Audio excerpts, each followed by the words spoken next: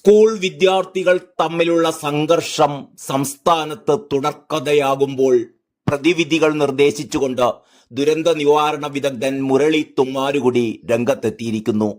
ഫേസ്ബുക്കിലൂടെയായിരുന്നു അദ്ദേഹത്തിന്റെ പ്രതികരണം. ഇത്തരം സന്ദർഭങ്ങളിൽ നമുക്ക് മയക്കുമരുന്നിനെയോ വിദ്യാർത്ഥി രാഷ്ട്രീയത്തെയോ മാത്രം പഴിക്കാൻ സാധിക്കില്ലെന്ന് അദ്ദേഹം പറയുന്നു. താമരശ്ശേരിയിൽ വിദ്യാർത്ഥികളുടെ ക്രൂരമർദ്ദനത്തിൽ പരിക്കേറ്റ് വിദ്യാർത്ഥി കൊല്ലപ്പെട്ട സംഭവത്തിന്റെ പശ്ചാത്തലത്തിലായിരുന്നു മുരളി തുമ്മാരുകുടിയുടെ ഈ പ്രതികരണം. മയത്തിൽ കൈകാര്യം ചെയ്താൽ കുട്ടികൾ നന്നാകില്ല എന്നാണ് മുരളി തുമ്മാരുകുടി പറഞ്ഞു വെക്കുന്നത്. കൃത്യമായ ശിക്ഷ ലഭിച്ചാൽ തീരാവുന്ന അക്രമവാസനകൾ മാത്രമേ കേരളത്തിൽ ഇന്നുള്ളൂ. ഫേസ്ബുക്ക് കുറിപ്പിലെ പ്രസക്ത ഭാഗങ്ങൾ ഇങ്ങനെയാണ്.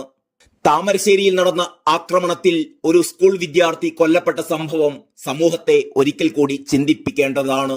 സാധാരണഗതിയിൽ ഇക്കാലത്ത് വിദ്യാർത്ഥികളും യുവാക്കളും ഇടപെട്ട ഒരു വിഷയമുണ്ടായാൽ രണ്ട് പ്രശ്നങ്ങൾ ഉടൻ പറയും.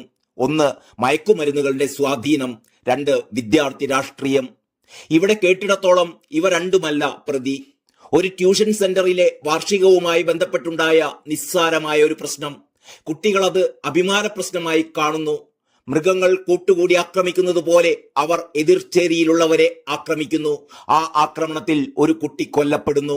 അതോടെ വിഷയം പ്രാദേശിക വാർത്തകൾക്കപ്പുറം എത്തുകയാണ്. ഇത്തരം വിദ്യാർത്ഥി സംഘടനകൾ കേരളത്തിൽ ഇപ്പോൾ വ്യാപകമായി കൊണ്ടിരിക്കുന്നു. ഇപ്പോൾ മൊബൈൽ ഫോൺ ഉള്ളത് കൊണ്ട് സ്കൂളിനകത്ത് അല്ലെങ്കിൽ പുറത്ത്, ബസ് സ്റ്റാൻഡിലൊക്കെ ഇത്തരം സംഘടനകൾ നടക്കുന്നത് നമ്മൾ പലകുറി കണ്ടിട്ടുണ്ട്. ഇതിൽ മിക്കതിലും രാഷ്ട്രീയമൊന്നുമല്ല വിഷയം. ഒരുതരം ഗാങ് വാറാണ്. അതിൽ മരണങ്ങൾ സംഭവിക്കാത്തത് കൊണ്ട് കേസും കൂട്ടവും ഒന്നും ഉണ്ടായി കാണില്ല. എന്തുകൊണ്ടാണ് പതിറ്റാണ്ടുകളായി സ്കൂൾ വിദ്യാർത്ഥികളിൽ ഉൾപ്പെടെ സംഘം ചേർന്നുള്ള ഇത്തരം ആക്രമണങ്ങൾ നടക്കുന്നത്? മുമ്പ് പറഞ്ഞിട്ടുള്ളതാണ്, എന്നാലും ഒന്നുകൂടി പറയാം. ഒന്ന്, കുട്ടികളെ തല്ലി വളർത്തുമ്പോൾ ഒരു വിഷയത്തിലെ ന്യായവും അന്യായവും തീരുമാനിക്കുന്നതിനുള്ള ശരിയായ വഴി അടി ആണെന്ന വിശ്വാസത്തോടെ കുട്ടികൾ വളരുകയാണ്. സ്കൂളിലെ അധ്യാപകർക്ക് വടി നൽകുകയല്ല, വീട്ടിൽ നിന്നും വടി ഒഴിവാക്കുകയാണ് ഒന്നാമത് ചെയ്യേണ്ടത്. രണ്ടാമത്തെ കാര്യം, കുട്ടികളാണെങ്കിലും മുതിർന്നവർ ആണെങ്കിലും അക്രമത്തിന് മുതിർന്നാൽ അതിന് പ്രത്യാഘാതമുണ്ടാകണം. ഒരാൾ മരിക്കുമ്പോൾ കർശന നടപടികൾ ഉണ്ടാകുമ്പോഴല്ല, എത്ര ചെറുതാണെങ്കിലും നിയമലംഘനമോ അക്രമമോ ഉണ്ടായാൽ അതിന് തക്ക ശിക്ഷ സമയോചിതമായി ലഭിക്കുമ്പോഴാണ് ആ തെറ്റ് ആവർത്തിക്കാതിരിക്കാൻ കുറ്റവാളികൾക്കും അങ്ങനെയൊരു തെറ്റ് ചെയ്യാതിരിക്കാൻ മറ്റുള്ളവർക്കും തോന്നുക. 3, മക്കളോ മരുമക്കളോ ഒരക്രമ സംഭവത്തിൽ ഇടപെട്ടാൽ സകല സാമൂഹ്യ സാമ്പത്തിക ബന്ധങ്ങളും ഉപയോഗിച്ച് അവരെ നിയമപരമായ ശിക്ഷയിൽ നിന്നും രക്ഷപ്പെടുത്താൻ മാതാപിതാക്കളും ബന്ധുക്കളും അണിനിരക്കുന്നിടത്തോളം കാലം കുട്ടികൾ അക്രമങ്ങൾ ആവർത്തിച്ചു കൊണ്ടേയിരിക്കും.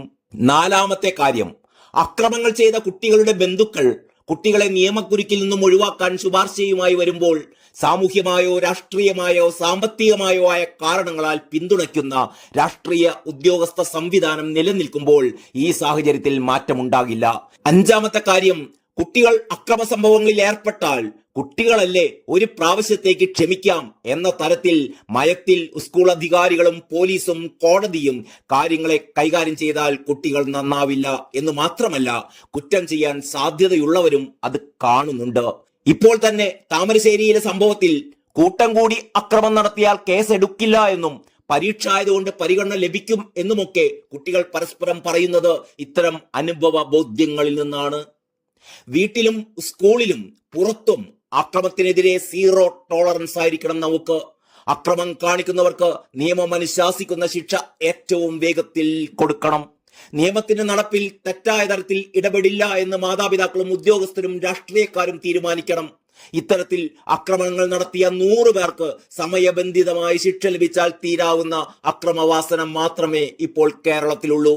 ഇപ്പോൾ ശ്രമിച്ചാൽ അത് മാറ്റിയെടുക്കാം. ഇത്രയുമാണ് മുരളി തുമ്മാരുകുടിയുടെ പോസ്റ്റ്.